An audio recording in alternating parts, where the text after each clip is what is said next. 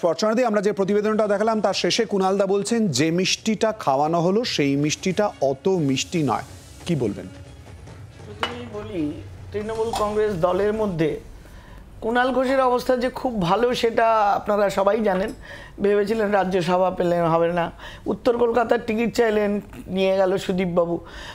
নিদেন পক্ষে বাই ইলেকশনে মানিকতলা চাইলেন, সেটাও শুক্তি পাণ্ডে নিয়ে নিলেন।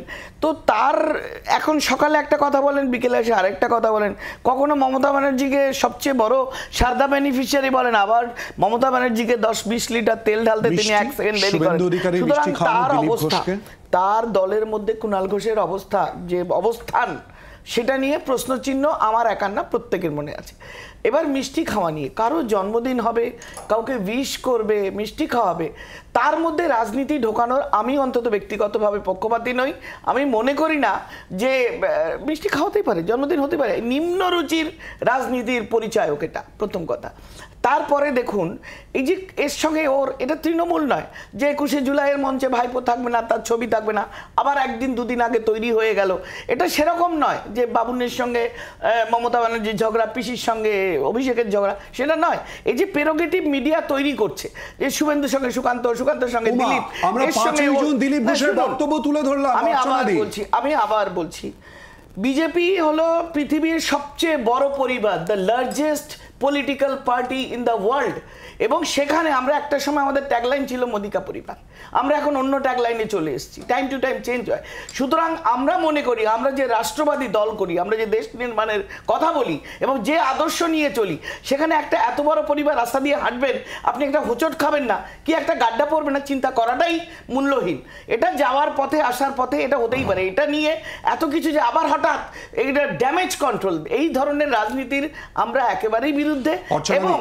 এবং আমি আরেকটা কথা বলছি, এটা নিয়ে কারো বোধহয় জ্বালা হচ্ছে, একটা রাজনৈতিক দলের জ্বালা হচ্ছে যে এই জিনিসগুলোকে যদি মিটিয়ে নেওয়া না যায়, এরা যদি দিলীপ, সুকান্ত এবং শুভেন্দু এবং বাকিরা যদি একত্রে কাজ করতে লাগে, অশনি সংকেত দেখছে তারা। কার জ্বালা হচ্ছে অর্চনাদি? অশনি সংকেত রাজনৈতিক দল। আসবো আলোচনায়। পঙ্কজদা, মানে পরপর প্রশ্ন জুইয়ের কাছে চলে যাচ্ছে, কারণ ইতিমধ্যেই মানে সাংগঠনিক দিক থেকে তৃণমূলের কি অবস্থান এই প্রসঙ্গ তুলেছে। আমি আসবো, কিন্তু পঙ্কজদার কাছে একটুখানি জেনে নিই। পঙ্কজদা, এই যে মিষ্টি মুখের কথা চলে আসছে, মানে বাঙালি জীবনে এটা খুব স্বাভাবিক অবশ্য, কিন্তু কোথাও কি মনে হয় না রাজনৈতিক সমীকরণে দলের অন্তরের ক্ষেত্রেই নরম? না, নরম বা গরমের কোনো বিষয়টাই এখানে আসে না।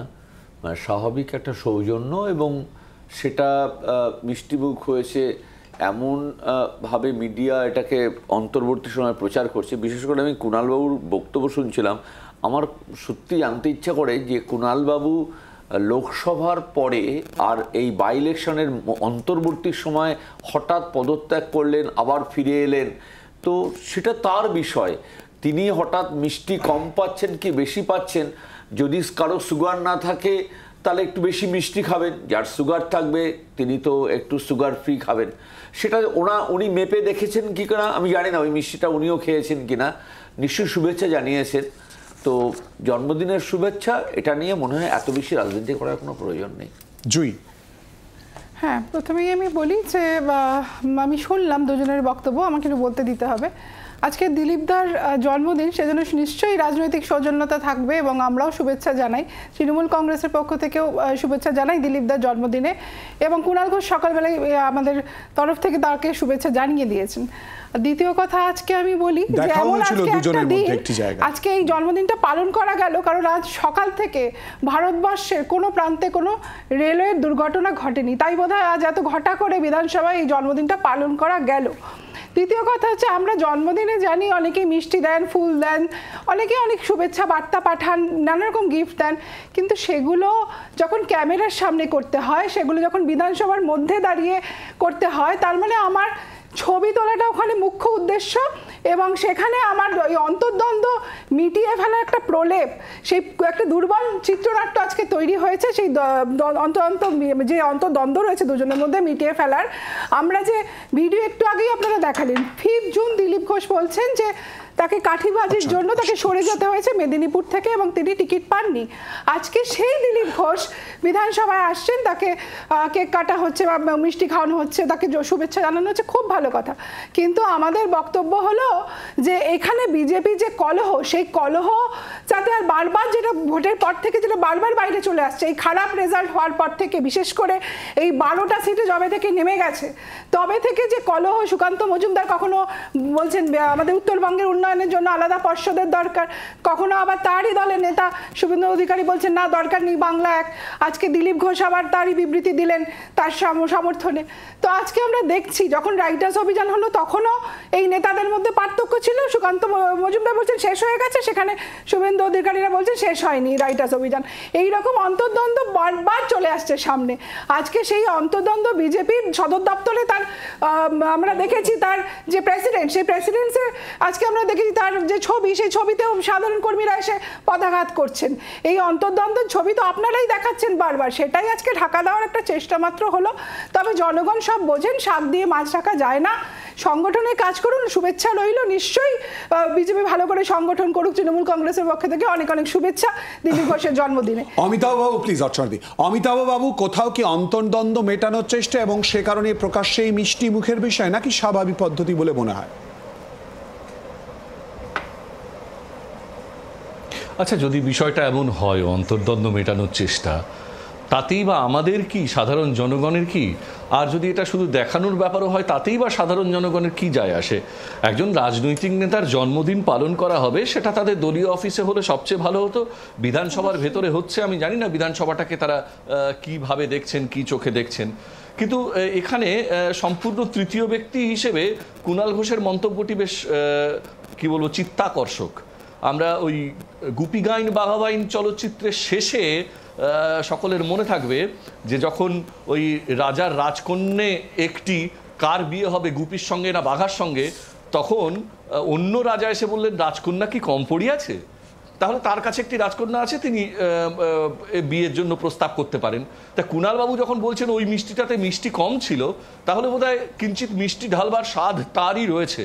এবং যখন দেখেছি যে দিলীপবাবু তার টিকিট পাওয়া বা হেরে যাওয়া ইত্যাদি নিয়ে দলের প্রতি খানিকটা বিক্ষুব্ধ মন্তব্য করেছেন, সেই সময় দিলীপবাবুকে বর্ষিয়ান রাজনৈতিক ইত্যাদি বলে বিপুল সমর্থন জানিয়েছিলেন যে মানুষটি, তিনি কুণাল ঘোষ।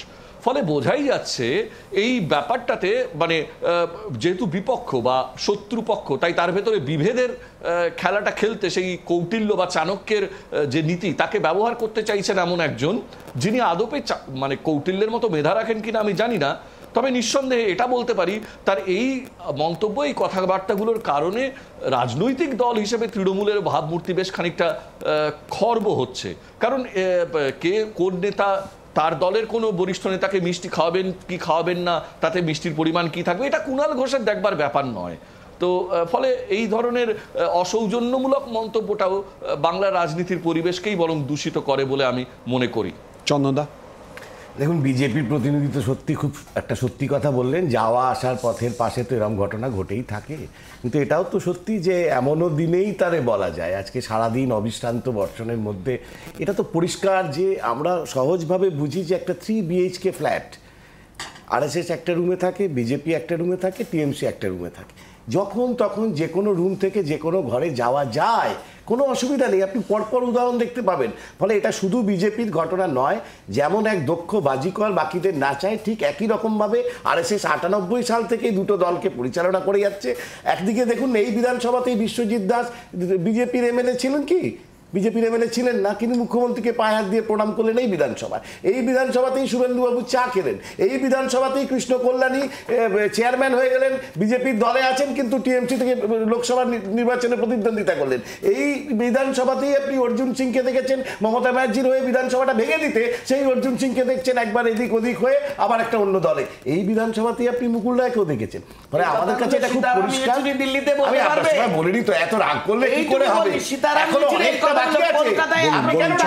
বলুন চন্দন, আপনি অস্বীকার করতে পারবেন মুকুল রায় তৃণমূল কংগ্রেসে দাঁড়ান না, আপনি অস্বীকার করতে পারবেন মুকুল রায় তৃণমূল কংগ্রেসের অন্যতম প্রধান একজন সৈনিক ছিলেন, তারপর বিজেপিতে চলে গেলেন, আবার টিএমসিতে চলে গেলেন, এটা কি অস্বীকার করবেন কি করে? সেই জন্যই তো বলছি 3 BHK আচ্ছা আপনি কথা বলছেন কেন? আমারটা বলতে দিন না, আপনি অনেক বলেছেন, দাঁড়ান না।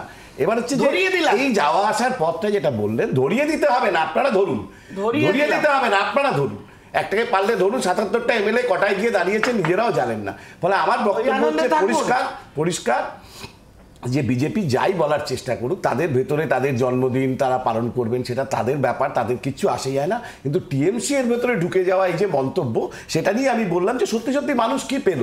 যে অমিতাভবাবু বললেন যে কোথায় আপনি দেখুন সিঙ্গুরের ফ্যাক্টরি বন্ধ, ওখানে শুটিং বন্ধ, সেখান থেকে শুরু করে আলু পেঁয়াজ পটলের দাম বাড়া থেকে শুরু করে প্রতিদিন নির্বিচারে মানুষ রেল অ্যাক্সিডেন্ট হয়ে চলেছে। রেলমন্ত্রী বলছেন 58 বছর, এখানে একটু পরে তর্ক শুরু হলে এনারা বলবেন 34 বছর। কিন্তু মানুষ পেলোটা কি? আমার বক্তব্য হচ্ছে অশোকদা, ঠিক এই জায়গায় দাঁড়িয়ে সাধারণ মিষ্টি মুখের প্রসঙ্গ নাকি কোথাও নরম হওয়া অন্তর্দ্বন্দ্বের বিষয় যদি থেকে থাকে, সেই জায়গাটা যাতে প্রকাশ্যে গুছিয়ে নেওয়া যায়? প্রথমেই আমি দিলীপ বাবুকে জন্মদিনের শুভেচ্ছা জানাই। এবার দ্বিতীয় কথা, আমি অমিতাভবাবুর কথা শুনছিলাম, কথা শুনতে শুনতে আমি না এটা বলবো ভেবে এসেছিলাম, মানে আপনাদের টপিকটা দেখার পরে একটু ঘুরিয়ে বলতে বাধ্যই হচ্ছি যে খবর কি কম পড়িয়ে আছে। আর এই যা ওয়েদার চারদিকে, চন্দনদার কথার সূত্র ধরেই রবি ঠাকুরের গানকেই পাথেয় করতে হয়, সমাজ সংসার মিছে সব, মিছে জীবনের কলরব। এতগুলো মানুষ 40 দিনে 7টা ট্রেন দুর্ঘটনা, একদম উপর্যুপরি ট্রেন দুর্ঘটনা। সংসদ ভবন, বিনোদ প্যাটেল মোদি ঘনিষ্ঠ শিল্পপতি, তার সংস্থা দ্বারা নির্মিত সংসদ ভবনের ছাদ চুঁইয়ে জল পড়ছে, রাম মন্দিরের ছাদ চুঁইয়ে যেমন জল পড়েছে। পশ্চিমবঙ্গে শাকসবজির দাম মানে প্রায় নাগালের বাইরে চলে গেছিল, এখনও নাগালের মধ্যে নেই আমাদের মতন মানুষের কাছে। ঠিক সেই সময়টায় দাঁড়িয়ে পলিটিক্যাল সিম্বায়োসিজম একটা মানে অদ্ভুত জিনিস, যে দুটো পরজীবী প্রাণী যখন একে অন্যকে খাদ্যের রসদ সাপ্লাই করে, সেই সিম্বায়োসিজম তৃণমূল আর বিজেপির মধ্যে এই জায়গাটায় হয়েছে। একটা আপনি ভাবুন, দিলীপ ঘোষের জন্মদিন পালন হচ্ছে, তাতে সাধারণ মানুষের কি যায় আসে? শুভেন্দু অধিকারী ওনাকে মিষ্টি খাওয়াবেন, সুগার ফ্রি মিষ্টি না সুগার দেয়া মিষ্টি, তাতেও আমাদের ক্যাচ কলা কিচ্ছু যায় আসে না। আমি তৃণমূল আকবাড়িয়া এর মধ্যে ঢুকতে চাইছে, এবং তৃণমূল আর বিজেপির এই ক্যামোফ্লেজ লড়াইটা সেই মানে একটা অদ্ভুত ব্যাপার। রাম আর রাবণের যে যুদ্ধপালা আমরা দেখতাম, যাত্রাপালা আগে দেখতাম, রাম রাবণ যুদ্ধ করছে, কি ভীষণ যুদ্ধ হচ্ছে, কি ভীষণ যুদ্ধ হচ্ছে।